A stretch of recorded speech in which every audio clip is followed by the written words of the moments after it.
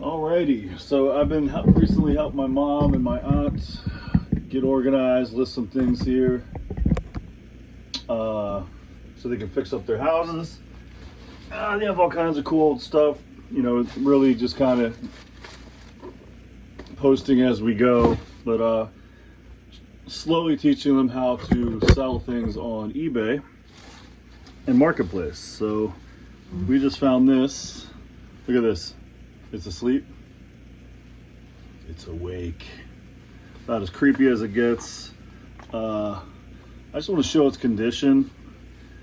It's in very great shape, in my opinion, but I'm not a doll grader, but it's a B&S, or there you go. Sorry, hard time seeing the camera.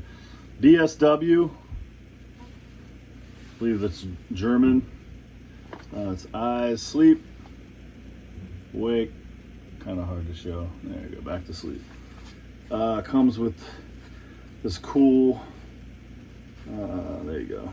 I'm not going to be tying this back on, I don't think, but, oh, has a hat. Oh, there you go. Made in Germany about 1916. I don't know what that is. Before World War I. So she is very old. So take good care of her, please. One person can have her. Sally, 1970. Well, I don't know who Sally is, but very cool that she left a note. I'll have to show that to my aunt. The hat. Mom doesn't think the kimono was original, but this stuff probably is. It's like the dress has like 4 dresses on, I guess. Little underpants there, little pantaloons. It's jointed, which is cool. And everything seems to spin and move like it should. Again, I don't know much about these, and we have too much stuff for me to go down rabbit holes.